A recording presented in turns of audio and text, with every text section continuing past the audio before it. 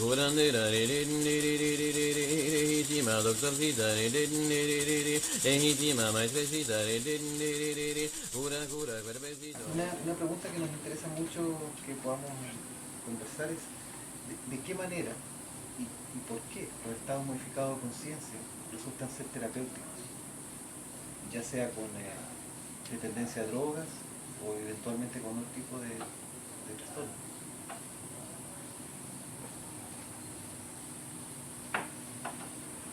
Bueno,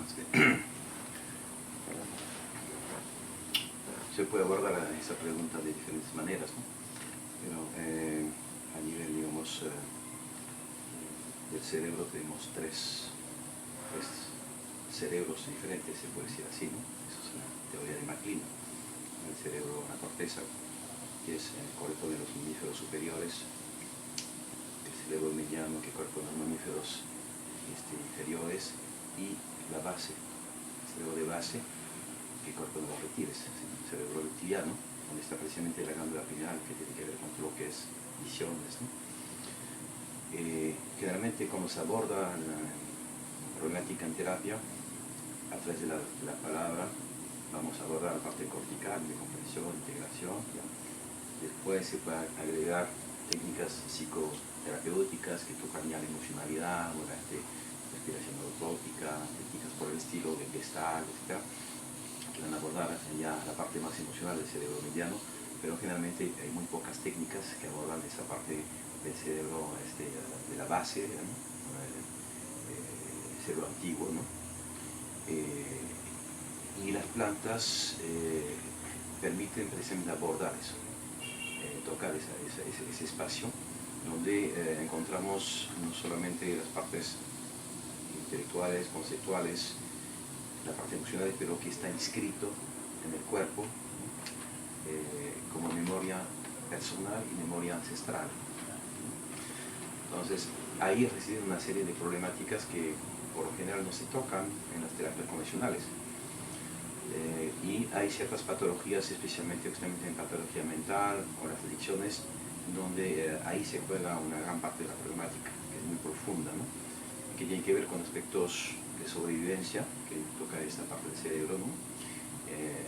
Los instintos más profundos, ¿no? Comer, dormir, alimentarse, beber, reproducirse, pero también esa parte que corresponde a la naturaleza humana, y no solamente a la naturaleza humana, a todas las especies animales, de ampliar la conciencia, de crecer en conciencia, ¿no?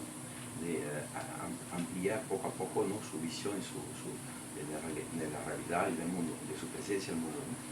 De uno mismo y la presencia del mundo. Entonces, lo que corresponde a la dimensión existencial o espiritual, si se quiere formular esos términos, ¿no? Por lo general se considera que la parte psicoterapéutica tiene que ver con la mente, las emociones, y la parte existencial y espiritual de la religión, ¿no? La iglesia, una especie de separación, de división, que en casos como por ejemplo las restricciones no tiene mucho sentido. Bueno, hay que asociar en todo caso los dos. Si no se va hasta el sentido mismo de la vida, de la muerte, de la vocación de uno, de su filiación, no se aborda la totalidad del problema, y en caso de las adicciones se ve, pues los resultados en las tratamientos convencionales son muy bajos, ¿no? Son pésimos inclusive, ¿no? Y vemos que hasta grupos como los alcohólicos anónimos, narcóticos anónimos, que incluyen algo de la cuestión existencial o religiosa, o los grupos, tienen mejores resultados que las técnicas de psicoterapia más avanzadas. Entonces, hay algo fundamental a este nivel. Eso normalmente debería suceder de forma natural y espontánea, ¿no? Y eso se da en todas las tradiciones a través de ritualidad, de ciertas técnicas que permiten, ¿no? Ir hasta este espacio, vamos a decir, que pasa a través del cuerpo, ¿no? Con técnicas de hipoestimulación o hiperestimulación, ¿no? De tambor, de música, de danzas, de cosas por el estilo, de ayunos, de aislamiento.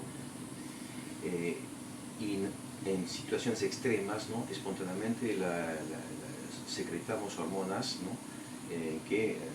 Más que todo con la glándula pineal, que permiten visualizar en forma muy veloz lo que pasa cuando la gente tiene una cercanía a la muerte, un accidente, una cosa así, donde ve desfilar su vida en pocos segundos, ¿no? Ahí hay una secreción violenta, ¿no? De esas hormonas. Entonces tenemos mecanismos internos que están dispuestos, disponibles para enfrentar esas situaciones que tienen que ver con la vida, la muerte, con cosas muy fuertes, ¿no?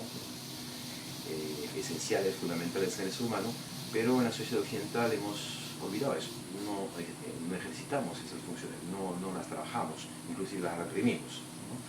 Entonces, en ese sentido, se trata de reintroducir dentro del pensamiento la medicina occidental o la psicoterapia occidental, reintroducir, ¿no?, mecanismos que permitan reactivar y reapropiarse, ¿no?, esas funciones que son naturales, que son necesarias, que son parte de que deberían ser parte de una vida normal, ¿no? Entonces, es lo que tratamos de hacer aquí, ¿no? Es frente al problema de adicción, donde un paciente adicto, entre comillas, porque estamos en una ciudad adictiva, todos somos adictos a algo, estamos en un contexto, un marco conceptual de esa ciudad occidental que descartó la parte de la sacralidad, de la espiritualidad, ¿no? Eso es un anexo, si uno quiere, pero no es parte realmente de la vida, ¿no? Es parte de los ritos de pasaje, de la evolución. Entonces, reintroducir eso. Es un adicto, muchas veces presiente eso como que el ser humano tiene esa necesidad de respuestas a preguntas existenciales, a interrogantes sobre qué es la vida, dónde vamos, de dónde venimos, las grandes preguntas metafísicas de la humanidad, ¿no? Entonces, en forma generalmente inconsciente, ¿no?, va a ir explorando con lo que tiene en la mano. El que tiene en la mano tiene el cannabis, el alcohol, cocaína, etc., ¿no? Y lo va a hacer en condiciones, por supuesto, que no son adecuadas, ¿no?, sin preparación, sin acompañamiento, sin guía. Entonces se trata de hacer un abordaje de la adicción que toma en cuenta esa necesidad vital y legítima, ¿no?, pero encaminada, controlada, guiada, dando que esas experiencias, esas exploraciones de uno mismo sean coherentes y se puedan integrar a la vida, que tengan sentido para la vida cotidiana, ¿no? Es una especie de exploración salvaje, ¿no?, de un espacio que es donde hay cosas muy fuertes. Estamos hablando de la vida, la muerte, de la locura, de cosas que son arquetipos y sumamente poderosos, ¿no? Entonces, eso es, yo creo que el interés de reintroducir estos medios de conciencia dentro de un contexto terapéutico, siempre en forma ritualizada, precisamente porque tiene que ver con esa conexión con este espacio mundo otro, como lo llaman los antropólogos, que es a la vez interno y externo en el universo interno de la persona, pero también son las fuerzas, las energías de la naturaleza y del mundo espiritual, ¿no?, que uno va redescubriendo a través de esas cosas, ¿no? Jack, pero alguien desde un enfoque muy racionalista podría preguntarse si esta utilización o este empleo del ritual ¿no es acaso una instrumentalización de la metafísica o de la trascendencia? ¿Es un fin último la trascendencia o es una mediación para conseguir resultados terapéuticos? No es un fin último. La trascendencia es un fin último, es el destino del ser humano, ¿no? Para mí, en todo caso, ¿no? Entender el sentido de la vida y que uno viva con sentido de vida, con coherencia, respondiendo a sus interrogantes. También la psicoterapia es un medio. Entonces, claro, en una sociedad que es racionalista, materialista, en que descarto eso, y que considero que eso no existe simplemente, o lo que es invisible no existe, lo que es un pensamiento bastante primitivo, se ha dicho de paso, infantil, ¿no? Pero bueno, estamos en una sociedad bastante infantil, estamos tocando a tabúes fuertes, pero bueno, basta mirar los resultados, cómo va el tratamiento de la depresión, que ya se vuelve casi la primera causa de muerte ahora a nivel mundial. No estamos hablando del paludismo, de la malaria, estamos hablando de problemas mentales, ¿no?, o de las adicciones que están creciendo a pesar de todas los programas que puede haber a través del mundo. Entonces, los problemas de inmunodeficiencia en general, que también tienen que ver con la identidad, que no solamente son problemas biológicos, ¿no?, es una manifestación biológica de problemas que son justamente los de identidad. La identidad tiene que ver con eso, quién soy yo y dónde voy. Entonces, esos tres, por ejemplo, grandes capítulos, la medicina occidental es prácticamente ineficiente, ¿no? Y además van creciendo, ¿no? Las enfermedades degenerativas crecen de 10% cada 15 años y sigue creciendo. Y las terapias son ineficaces totalmente. Entonces, hay que ser un poco, bueno, yo soy médico, ¿no? Entonces a mí me interesa la clínica, me interesan los hechos, no las teorías. A ver, primero observemos los hechos están ahí. Es que hay una inoperancia, una impotencia, ¿no? del abordaje convencional, y eso es propio a la sociedad occidental, ¿no? Propio a la sociedad occidental. Entonces hay que sacar las conclusiones de eso. Es la misma estructura de nuestra forma de vivir, ¿no? que induce esas problemáticas tan fuertes, que no existen en esa escala, ¿no? Y de forma casi de pandemia, vamos a decir, en la sociedad actual. Cuando observamos las sociedades tradicionales, antes del contacto con los occidentales, no vemos esas cosas, no había esos casos de patología mental así, colectiva, generalizada, ni de adicción, ¿no? Y había mecanismos y metodologías sumamente sofisticadas para abordar esas cosas, ¿no? Nosotros vemos con nuestra mirada occidental arrogante, ¿no? Esos primitivos, ¿no? Que utilizaban cosas medio raras, que no la pueden escribir en libros y dar en conferencias. Pero cuando uno mira realmente la práctica y lo que está tras de eso, es de una elaboración muy compleja. Por ejemplo, el ayahuasca o la ayahuasca es una mezcla de dos plantas, bueno, que tiene los alcaloides de la llana, de la soga ayahuasca, pertenecen a la familia de los inhibidores de aminoxidasa, ¿no? MAO, que es una familia de medicamentos antidepresivos que utilizamos desde hace 50 años. Bueno, los indígenas lo utilizan desde hace 3.000 años por lo menos. Entonces, un poco de humildad. Claro, no lo llaman ni MAO, no van a describir la fórmula química, pero en la práctica la tienen. Y tienen la maestría, ¿no? La pericia para poder manejar.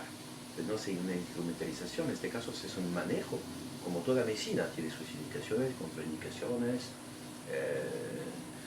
cuidados, etcétera, como cualquier medicina. Es una medicina, ¿no? Muy elaborada. Ahora, el lenguaje que utilizan los pueblos indígenas en general no es un lenguaje racional lineal, ¿no? Funcionan con un lenguaje que tiene que ver con el cerebro derecho, que es un lenguaje metafórico, analógico, ¿no? Y entonces tenemos que aprender este lenguaje, hemos olvidado. Y esa es la importancia del ritual. Claro, el ritual es un lenguaje, es una codificación, un lenguaje no solamente verbal, pero gestual, y una serie que tiene una coherencia total dentro del mundo simbólico, o sea, de lo que es las funciones simbólicas universales, que son transculturales, ¿no? Que habitan toda la humanidad. Entonces, el universo también, podemos decir, más amplio que más allá de la humanidad. Entonces, es un lenguaje que hay que aprender. Y las tradiciones, las grandes corrientes religiosas se han dedicado a eso, tratar de leer, de escribir, de formalizar, de expresar, ¿no? Este lenguaje, ¿no? Las leyes de la vida, las leyes de la naturaleza, las leyes del mundo, de la vida humana, del mundo, ¿no? Y entonces cuando uno conoce las leyes, como si tú conoces las leyes de la fisiología, bueno, vas a ser un mejor médico porque sabes que no hay que dar mucho azúcar si no tienes diabetes, hay que conocer cómo funciona. Bueno, igual hay leyes físicas, hay leyes psicológicas, emocionales, y hay leyes espirituales, ¿no? Nada más. Entonces hay que aprender ese lenguaje. Entonces, cuando uno dice, bueno, esos indígenas son incomprensibles, es como decir, los chinos son incomprensibles, ¿no? Hay que aprender el chino. Si tú sabes chino, los chinos dejan de ser incomprensibles. Entonces el lenguaje indígena o el lenguaje del cerebro derecho, que es el lenguaje de la vida onírica, del mundo simbólico, de la poesía, de las tradiciones, de los mitos, etc., se tiene que aprender. Si no lo aprendes, deja de ser una cosa incomprensible, ¿no? Entonces, no tenemos a proyectar nuestra ignorancia sobre el otro.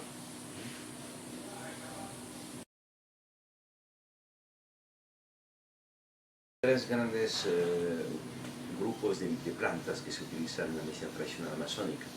Las plantas purgativas, depurativas, donde uno va a vomitar, ¿no? Excretar de alguna forma, pero cuando se hace en forma ritual no solamente va a limpiarse físicamente, pero también se solicita la planta a otro nivel, que es el nivel energético, porque la planta tiene un cuerpo energético como el ser humano. Se puede incluir fotografiar, o sea, no es una imaginación, se puede filmar y fotografiar, hay técnicas para eso. Y tiene un cuerpo espiritual, puede decir así, ¿no? Que tiene que ver con la dimensión cuántica de las cosas, ¿no? Entonces, si vamos a hacer un ritual, vamos a actuar a nivel biológico, molecular, lo que es la medicina habitual, convencional, pero también a un nivel energético, que puede ser por lo que es la acupuntura, la homeopatía, esas técnicas, y a un nivel cuántico, espiritual, existencial, hay cuestión de palabras para, ¿no? Que es otro nivel. Entonces, y la persona que va a vomitar lentamente su mala comida, su contaminación, no quiere respirar, etc. Pero al mismo tiempo va a vomitar su cólera, su rabia, su orgullo, las cargas emocionales, psicológicas, y también a nivel espiritual se puede limpiar, porque también hay cargas espirituales. Es un primer grupo. El segundo grupo son las plantas psicoactivas, el ayahuasca, que es la más conocida, ¿no? Que permite esa exploración del mundo interior, ¿no? Hacer aflorar a la conciencia lo que está ahí muy profundamente escondido, ¿no? Tanto en la biografía de uno, como también acceso a memorias familiares, transgeneracionales, de la cual somos los herederos. Y la tercera, que es el tercer grupo de plantas, que son las plantas que se llaman maestras o que enseñan. Son plantas que tienen que tomarse en ciertas condiciones peculiares para que sean activas, para que desarrollen toda su potencialidad. Cuando se respeta esa condición, se llama la dieta, porque no solamente es una dieta alimenticia, sino tiene que ver con cierto aislamiento, no comer sano, no tiene relación sexual, no estar en contacto con perfumes, en fin, una serie de elementos que tienen que ver con este cuerpo físico, cuerpo energético y cuerpo que llamamos espiritual, para poner un nombre, ¿no? Entonces, esas plantas van a tener una acción específica, ¿no? A esos tres niveles. Y cada planta es como un psicólogo especializado en ciertas temáticas. En realidad tenemos una comunidad con la naturaleza, con los animales y las plantas. Y las plantas tienen entonces ciertas potencialidades que van a actuar sobre nosotros moviendo elementos químicos, pero más allá, a nivel de integración, emociones o competencias peculiares. Por ejemplo, si tomamos el Chiricsanango es una planta, Chiri significa frío en quechua, es una planta que permite evacuar el frío.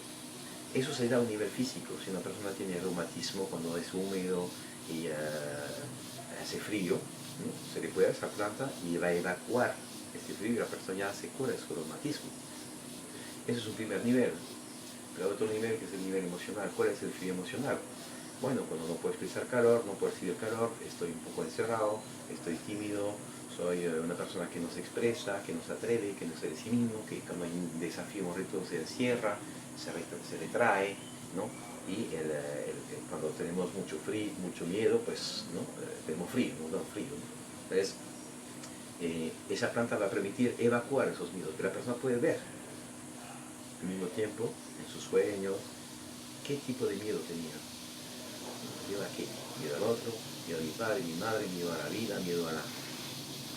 ¿Qué tipo de miedo? Entonces, al mismo tiempo hay una toma de conciencia de qué tipo de miedo se trae.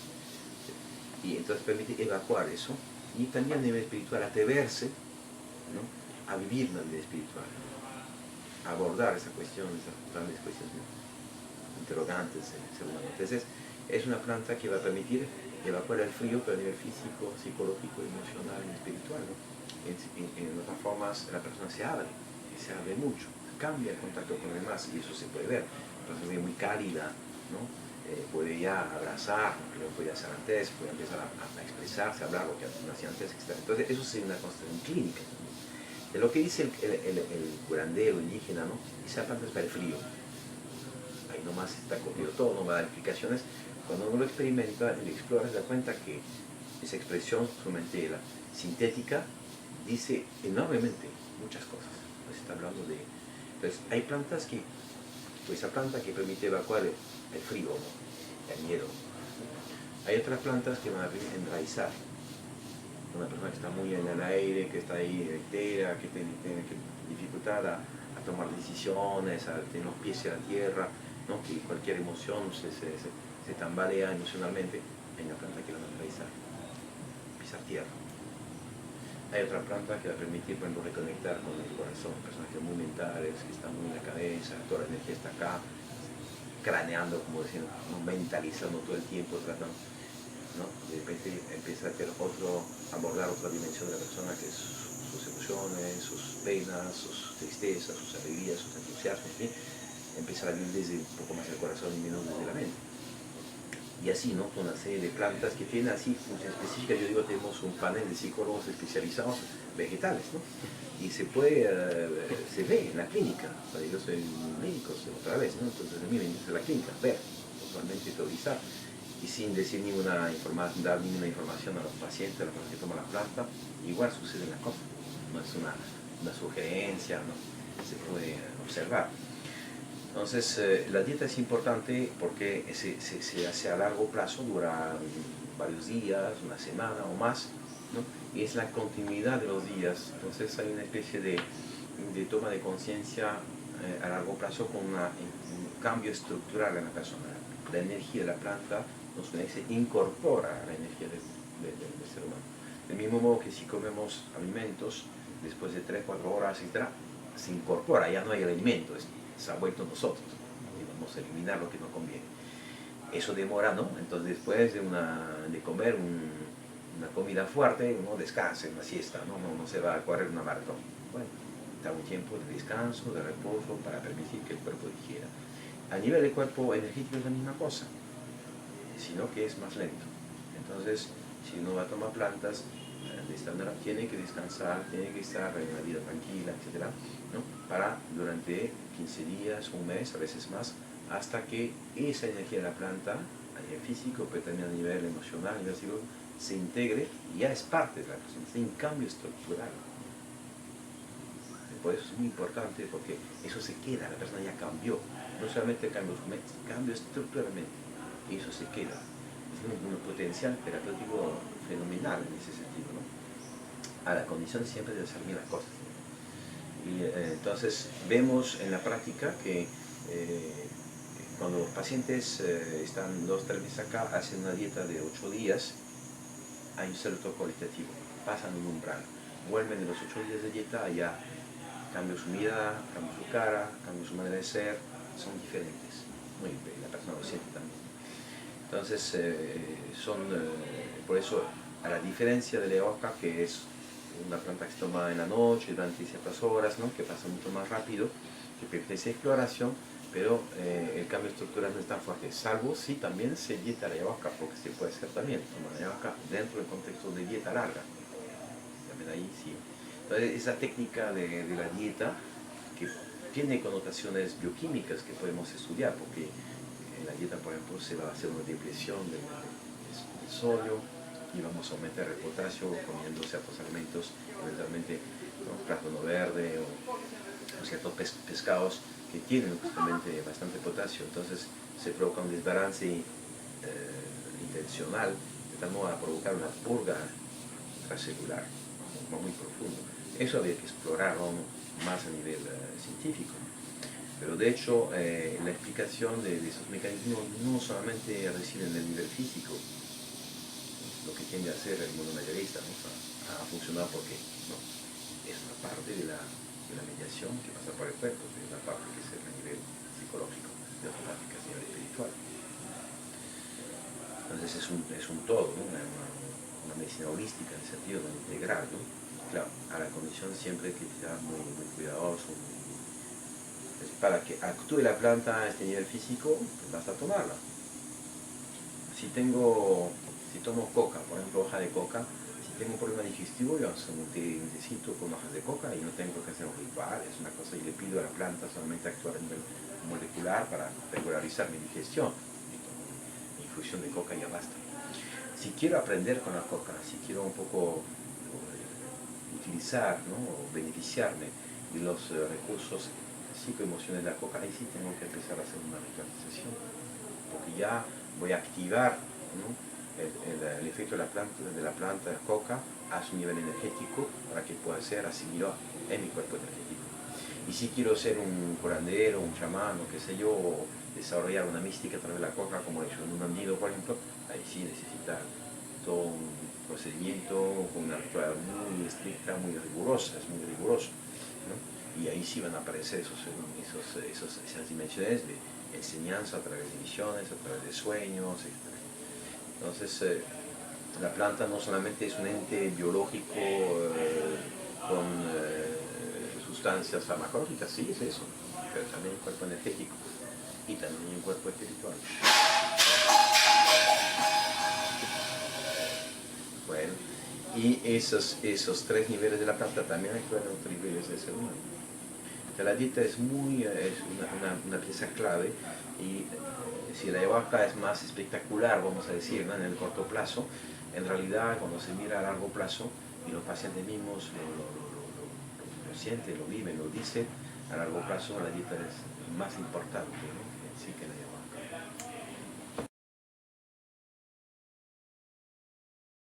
Justamente respecto de las plantas psicoactivas, ¿cuál crees tú que es el fundamento jurídico-filosófico que existe en muchos países para que exista esa reticencia a despenalizarla, para que se puedan utilizar en contextos terapéuticos, como en Chile, por ejemplo, que estas plantas están prohibidas, están penalizadas? Claro. ¿Qué crees tú que Bueno, hay detrás de eso? Bueno, creo que eso, mira, todo el establecimiento de las convenciones internacionales sobre sustancias estupefacientes nacen de la ignorancia total de lo que es el uso de esas plantas. Por ejemplo, la prohibición de la coca, ¿no?, viene de un informe pedido, solicitado en los años 49, ¿no?, a un banquero que se va a Bolivia, que va a preguntar al obispo, al alcalde, al ministro de salud, qué opina de la coca. Son todos mestizos o blancos que dicen, es una cosa de los indios que mastican eso, por eso son brutos. Así es el informe. O sea, hay que ver los textos. Es absolutamente nulo a nivel científico. Bueno, eso es la base para establecer las primeras convenciones que prohíben la coca. Así nacen las cosas. Entonces, es un producto de una ignorancia y de la arrogancia occidental, ¿no?, que ha establecido desde, bueno, siglo de las luces, o no sé, que más bien aparecen las primeras sombras, ¿no?, de racionalizar, ¿no?, la racionalidad ya no como un aporte interesante, sino como una dictadura, ¿no?, de imposición, la nueva Inquisición, se puede decir así, ¿no? Las medicinas tradicionales, la vida mística, la vida espiritual, no va contra la razón. Es totalmente coherente con la razón. Más bien, tiene que apoyarse en la razón. Lo que es malo es el racionalismo, cuando la razón se vuelve ya hegemónica, ¿no?, y descarta la intuición, descarta la sensación, descarta las otras funciones que tenemos como seres humanos. Entonces es una cuestión de desbalance total. Entonces ahí, en este contexto, en este panorama, se ha decretado que un ser humano tiene que estar en un estado normal de conciencia, vigil y nada más. Y todo lo que sale de eso es anormal, ¿no? Lo que es una barbaridad si se ve la historia de la humanidad y se ve también las consecuencias de eso, ¿no? Es una necesidad vital, inclusive los animales. Eso lo dicen los etólogos, hay libros sobre eso, ¿no? Los libros de Seberg o de Samorini, por ejemplo, ¿no?, que han descrito eso, ¿no?, profusamente. Todas las especies animales, cuando pueden modificar su amplitud emocional, hacen. Es una necesidad de crecimiento de la conciencia en todos los niveles, desde lo mineral de la planta, los animales y los seres humanos. Entonces, esa sociedad occidental que desacraliza, ¿no?, que niega y que produce un reduccionismo materialista, también muchas veces en la psicología también, un psicologismo, ¿no?, reduccionista, es una catástrofe y es una amputación de la naturaleza humana, de su dimensión fundamental, que es una dimensión espiritual o existencial o metafísica, como se le quiere llamar. Entonces hay muy poco de ciencia en todas las prohibiciones de las plantas o de las sustancias, y mucho de ideología, de política, de intereses eventualmente económicos, de los laboratorios, de la farmacoindustria, etc. Pero argumentos científicos no los hay. Es una pobreza impresionante. Por eso hay que ir a ver los textos. cuáles son los estudios sobre eso. Yo creo que por eso nosotros tratamos de hacer lo que se puede a nivel científico con nuestros medios tan limitados, porque cuando uno presenta proyectos de investigación sobre ese tema, nadie lo quiere financiar, ¿no? Porque no hay Coca-Cola que está atrás, o no hay laboratorio X que está ahí, ¿no? Que eso, ¿no? Lo que diferencia eventualmente es sacar los alcaloides, ¿no? de la ayahuasca un día para hacer un medicamento. Un norteamericano puso una patente sobre la planta milenaria, ¿no? Es como si un esquimal se va a Europa y pone una patente sobre el vino, ¿no? O sea, es un mundo loco, ¿no? Hay que ver que el discurso aparentemente oficial es un discurso que se quiere científico porque es el mito actual, que es la referencia al actual, pero en el fondo no son argumentos científicos, son motivaciones, como digo, ideológicas, políticas, religiosas, de otro orden, pero seguramente no científicas. Por eso que hay que llevar el debate a nivel científico para que demuestren efectivamente cómo son las cosas, ¿no? Se puede ver, no hay ningún temor, porque es obvio cuando uno vive la clínica que hay una potencial increíble. En realidad, yo que estoy practicando estas cosas no necesito el label de la ciencia para que funcione, porque la otra cosa es que eso existe desde miles de años. Hay miles de personas, ¿no? Millones, ¿no? En los pueblos indígenas que han utilizado sustancias desde hace siglos, milenios. Entonces no hay que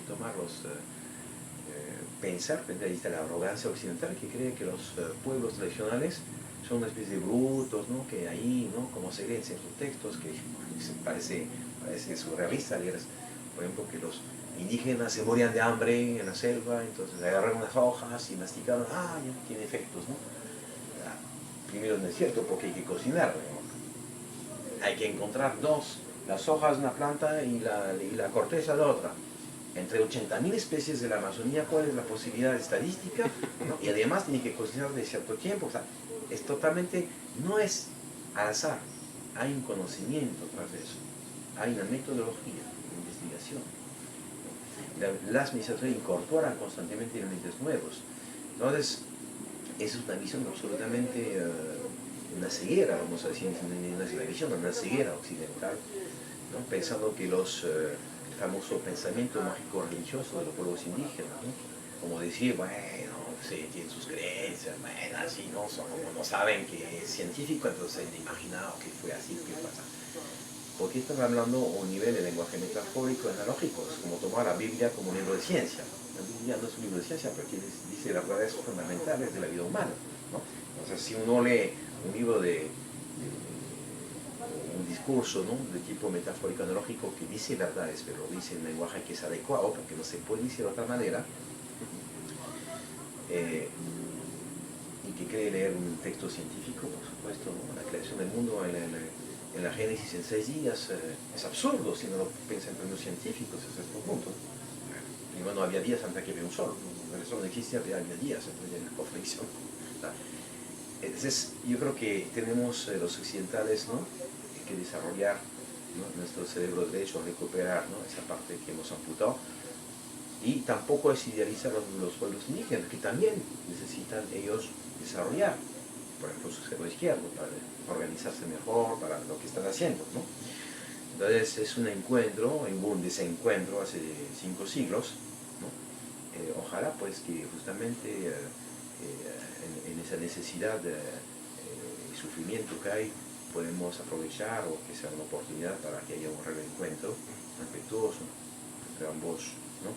Satanizar los españoles que vinieron, o satanizar los indígenas, o idealizar unos otros, no es así.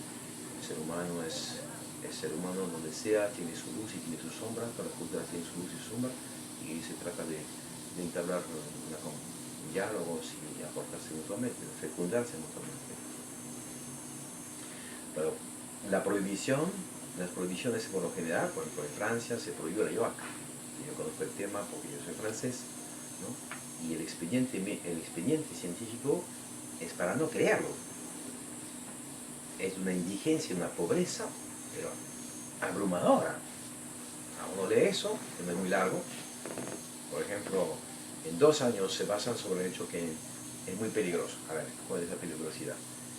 Todo Centro de Farmacovigilancia de Francia durante 2 años, ¿no?, en el orden de observar si hay cosas de ayahuasca. 2 años, en toda Francia, 50, 60 millones de habitantes, encuentran 3 casos. O sea, ya, aun si fueran casos reales, no es un problema de salud pública, porque en estos 2 años, ¿cuánto hubo de muertes con el alcohol y del tabaco y accidentes y gente? No es un problema de salud mental, de salud pública. Y cuando miran los 3 casos, por ejemplo, un señor se aparece en los servicios de emergencia en la ciudad de Bordeaux, le hacen una toma de sangre y le encuentran residuos de cocaína, de medicina, de alcohol, de nicotina, de tabaco y armalina o armina. Ah, entonces la ayahuasca es tóxica, porque es una alcaloide aparente de ayahuasca. Es absolutamente nulo a nivel científico, es vergonzoso. Esos son los argumentos del Ministerio de Salud de Francia que da al Consejo de Estado, a la instancia superior, y que pronuncia la prohibición. Cuando mira la cosa, ahí están las cosas.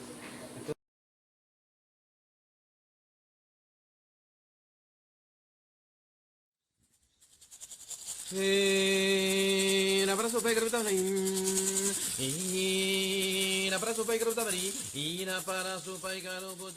También es una pregunta política, en el sentido de que parece una ceguera histérica, como de no querer ver de parte de la ciencia.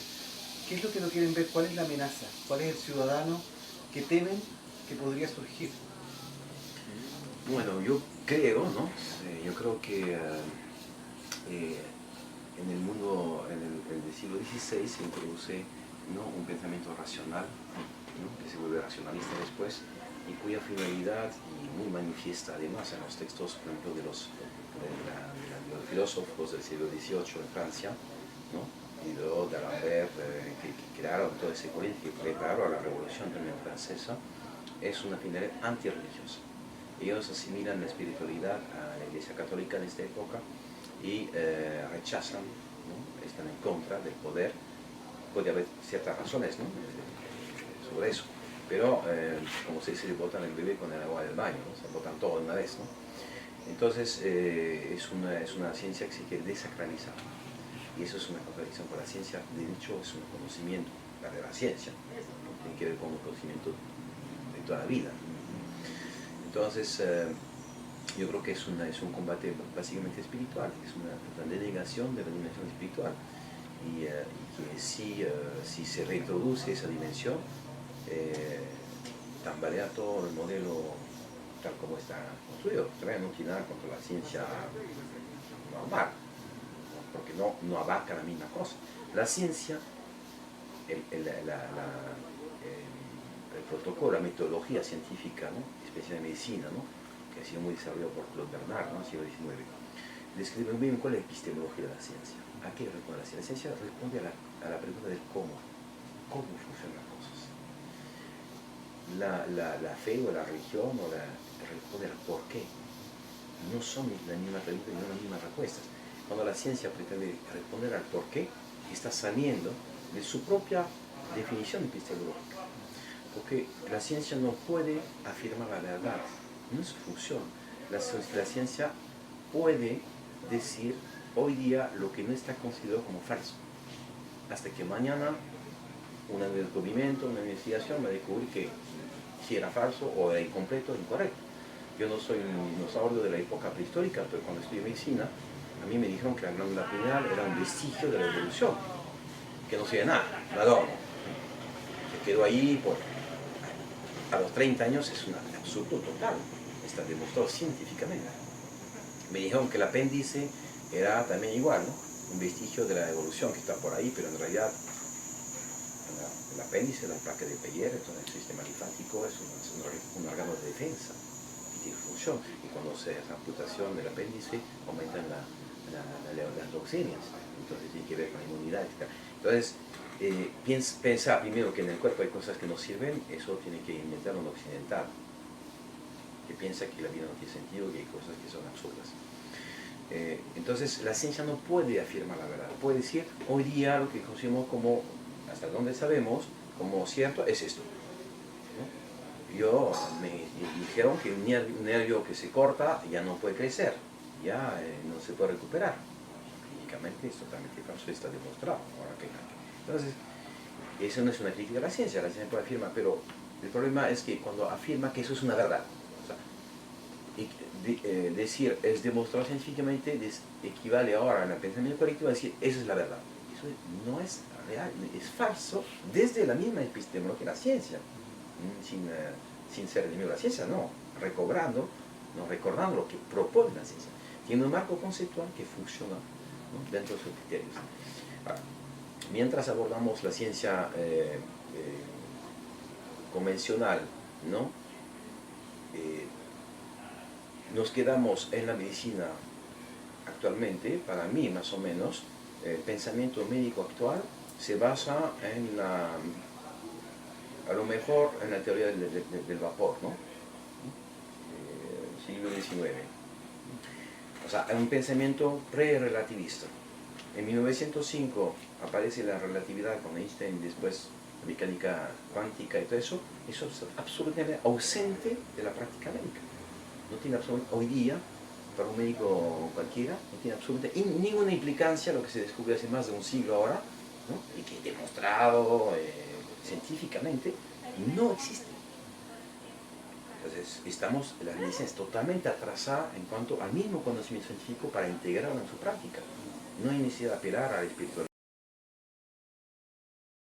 igualmente basándose en la ciencia. Entonces, cuando utilizamos la ciencia convencional para hacer funcionar un avión o un carro, funciona muy bien cuando lo utilizamos para esas cosas. Pero cuando hablamos de la conciencia, donde necesitamos reelaborar un paradigma que integre la noción de complejidad, ¿no?, una ciencia de la complejidad, que tome la noción de dimensión cuántica, ¿no? Por ejemplo, en la dimensión cuántica sabemos que el observador no está separado del observado, que el simple hecho de observar una experiencia, ¿no?, modifica la experiencia. En todo caso, el observador es parte. Entonces, la objetividad científica pura no existe cuando se trata de fenómenos de la conciencia, por ejemplo, o fenómenos sumamente sofisticados. Eso vale para patear una pelota o para montar bicicleta, pero cuando se trata de los fenómenos de la conciencia es totalmente obsoleto. Entonces es como querer comer una sopa con un tenedor. El instrumento no es adecuado, ¿no? Hay que adecuar el instrumento. Entonces hay que reinventar, ¿no?, y modificar el paradigma de la ciencia que tiene que evolucionar como toda ciencia, sí. Pero hay una serie de crispación fuerte, porque introduce esa dimensión y introduce todo lo que es la conciencia, de la espiritualidad, del mundo invisible, de la posibilidad de existencia de mundos paralelos, que lo admite la física cuántica, en fin, del modelo holotrópico, ¿no?, del holograma, donde las partes, ¿no?, contienen el todo, lo que es contradictorio con la ciencia convencional, que podemos superar los límites euclidianos de espacio-tiempo en 3 dimensiones. Todo eso no está integrado, pero los pueblos indígenas o las tradiciones espirituales sí lo han integrado, no dentro de un paradigma científico, pero en la práctica, en el conocimiento sí lo tienen integrado. Por eso no nos puede enseñar mucho, porque tienen la pericia, la experiencia. A nosotros nos compete, científicos, de traducir eso y de hablar y de hacer la conexión con la ciencia occidental, y eso ya lo están haciendo ciertas personas, ¿no?, desde el cabo de la física de los años 60, ¿no? O sea, se abre, se va planteando, bueno, pero entonces hay que reinventar un paradigma, ¿no?, que tiene que ser diferente y ampliado, y que integre todos esos datos, ¿no? Y ahí vamos a ver que los acercamientos metafísicos, metafóricos, analógicos, espirituales, como se quiera llamar, no son contradictorios con la ciencia. Lo que bloquea ahí es la respuesta psíquica, más que todo de personas que se cuestionan demasiado. Si tengo una carrera con 30 años en un hospital y títulos, ¿no?, es difícil cuestionarme y decir, bueno, de repente me equivoqué o en realidad es muy difícil. Entonces, la rigidez psíquica, el miedo, ¿no?, del confort, la comodidad de la carrera, de estar reconocido por los otros científicos, por eso nosotros hemos tenido que hacer una cosa aparte así, ¿no?, porque si no era imposible. Cuando empecé a querer estudiar estas cosas me puse en tantas condiciones que era imposible realizarlo. Entonces tuve que dejar, ¿no?, marginalizarme lamentablemente para poder empezar a hacer algo en el terreno y concretamente demostrarlo con hechos. Los hechos están ahí. científicos, tenemos los hechos, qué pasa cuando la gente hace un proceso con plantas, a nivel psicológico y emocional, a ver, ¿cuáles son los resultados? Sencillamente, hagamos ciencia. Y ahí están los resultados, se verá.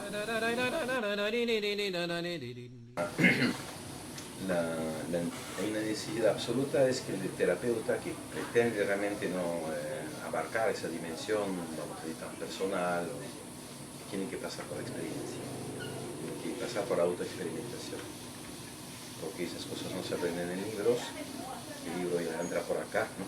Se aprende desde el cuerpo.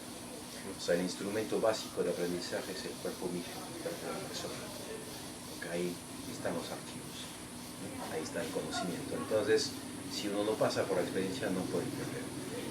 Es como querer explicar a una persona qué significa estar enamorado. Una persona que nunca estuvo enamorada, que no sé lo que es. ¿Cómo le explicas? No, que la chica es guapa, tú la miras, tú la ves igual que él está enamorado, la ves diferente, pero tú la ves igual o inclusive fea. ¿Y cómo se manifiesta tu ese enamoramiento? ¿Qué es? Bueno, siento, se me mojan los ojos, el corazón se me está latiendo.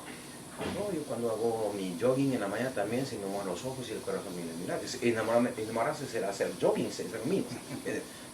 Hay una parte que no se puede transmitir desde la verbalización, ¿no? Y por eso que las tradiciones saben eso y utilizan un lenguaje metafórico, justamente porque se trata de decir, pero uno no lo puede decir en un lenguaje lineal. Es otro tipo de lenguaje coherente, riguroso, es otro idioma. Y eso lo conocen todas las tradiciones, por eso las tradiciones utilizan metalenguajes, ¿no? Los ícaros, los cantos, las invocaciones, los mitos, las fábulas, las leyendas, las parábolas, o inclusive idiomas diferentes, ¿no? Se utiliza el hebreo, ¿no? Litúrgico es diferente del yiddish, el hebreo hablado comúnmente, el latín en el cristianismo, el pali en los budistas. Todo, cuando se trata de escribir, ¿no? Es como el amor, ¿no? Tendré que hacer un poema o algo así, porque ¿qué dice? I love you, ¿no? Es lo mismo que todos dicen, no es lo mismo, no dice nada, pero sí dice todo para ti, pero para el otro no dice nada. Entonces se necesita utilizar un lenguaje, ese lenguaje que es propio del cerebro derecho, que es una decisión, porque la experiencia es personal, es única, cada terapeuta ahí es diferente.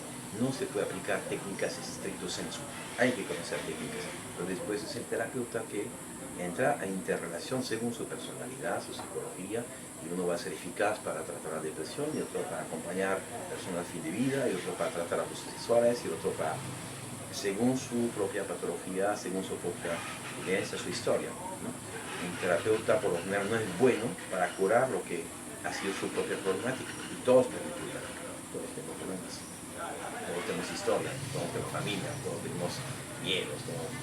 Entonces, si el terapeuta no abordó mínimo, no empezó un camino en eso de esclarecer un poco su mundo interior y saber cuáles son sus puntos débiles, cuáles son sus puntos fuertes, dónde es bueno, dónde no le compete, etc., va simplemente a aplicar, ¿no? Esquemas y modelos. Es un poco el drama de la psicología o de la psiquiatría. Abordar el convencional en salud mental es que los mismos terapeutas, si siguen solamente una formación clásica, ¿no? Pueden ser excelentes y hacer disertaciones y cosas así, pero porque están incompetentes, porque no tienen instrumentos de psicoterapia y no han hecho un proceso personal. Entonces, el proceso personal es la condición sine qua non para poder trabajar en esa dimensión, y uno tiene que comprometerse con su cuerpo, con su emoción, con sus tripas, con sus afectos, con todo. Y también es otra de las resistencias. ¿Por qué hay tanta? Porque tiene su precio y su costo. Uno tiene que desgastarse un poco, ¿no? Atreverse. Por último, Jack, dentro, bueno, tú has trabajado mucho tiempo con los misterios de la conciencia, podríamos decir. ¿Cuál sigue siendo para ti el misterio más fascinante? ¿Cuál sigue perseverando como el más interesante? Eso por una parte, y ¿cuál ha sido tu experiencia transpersonal más interesante?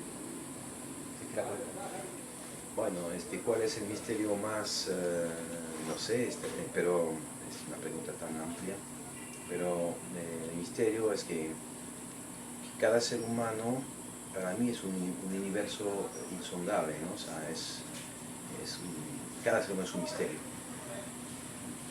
Y por más instrumentos que uno tenga de experiencia, de técnica, de todo lo que se quiera, nunca se sabe lo que puede pasar con una persona, porque hay un espacio dentro de cada persona que es un espacio de libertad, donde uno está libre ahí. Entonces, no se puede curar a nadie a la fuerza, si no lo quiere.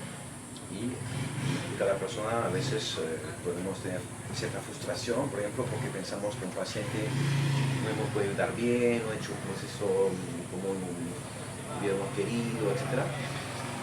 Pero a los 10 años me doy cuenta que, bueno, fue necesario que fuera así dentro de su contexto de necesidad.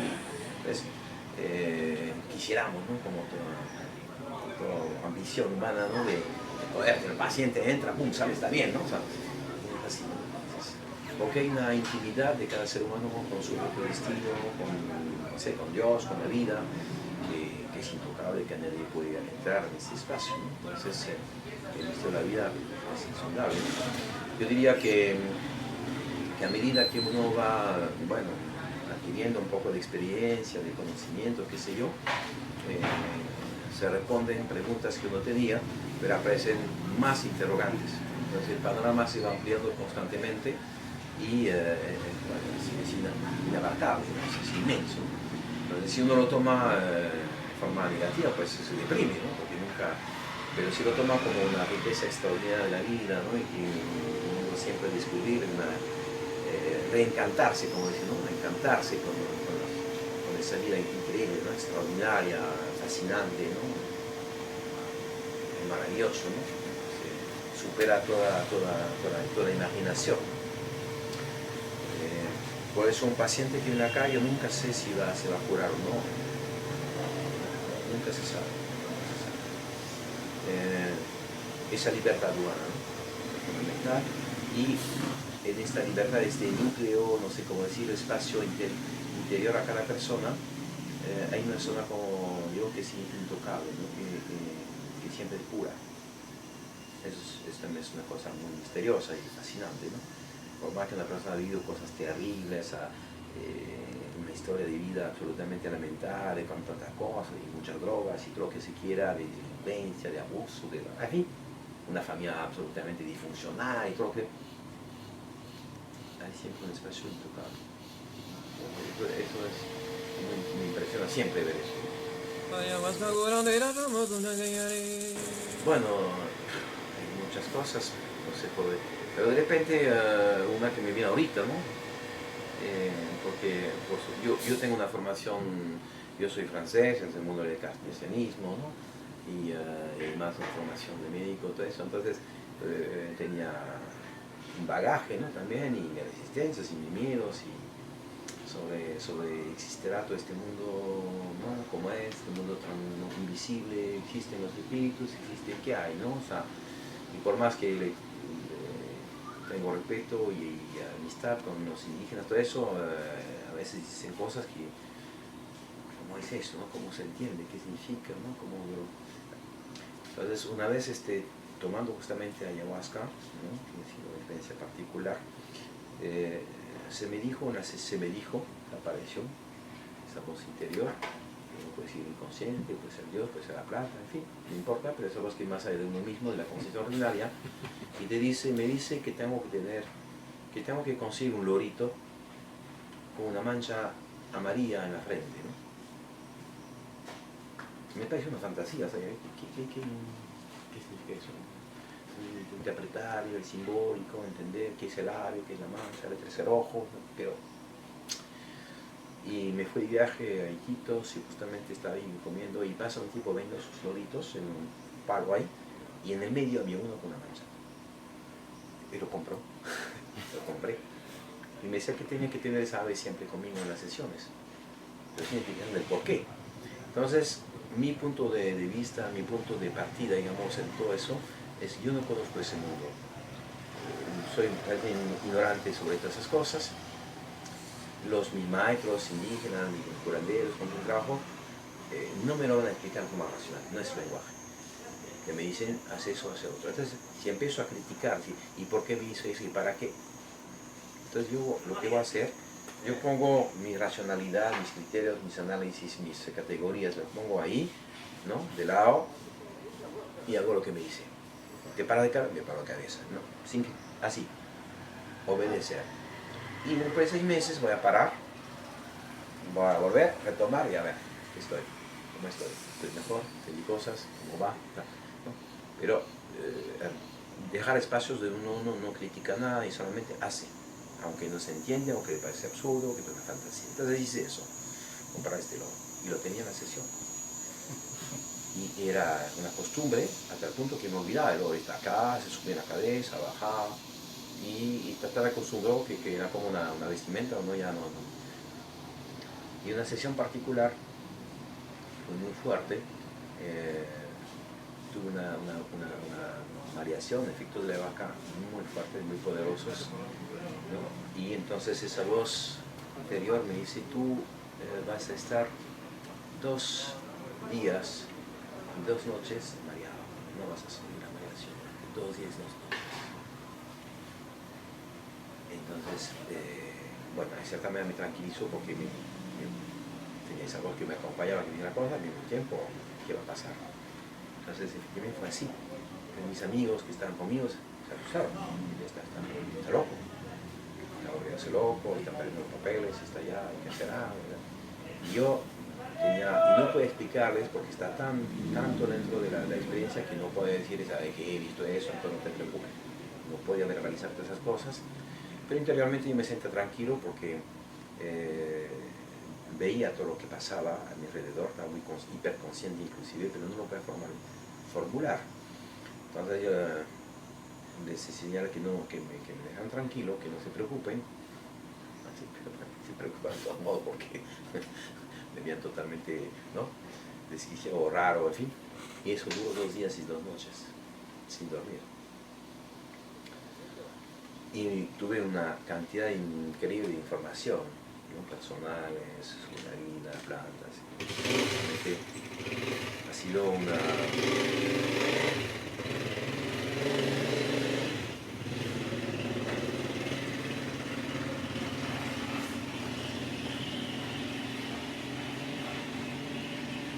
Bueno, en todo ese periodo fue un desborde absolutamente considerable de cosas.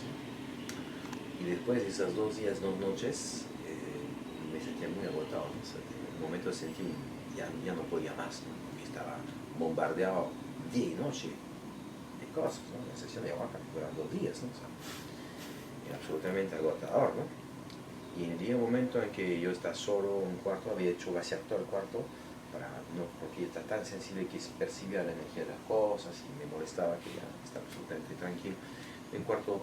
Y mi lorito está acá, se quedó todo el tiempo. Yo lo olvidaba, estaba casi parte de mi cuerpo, ¿no?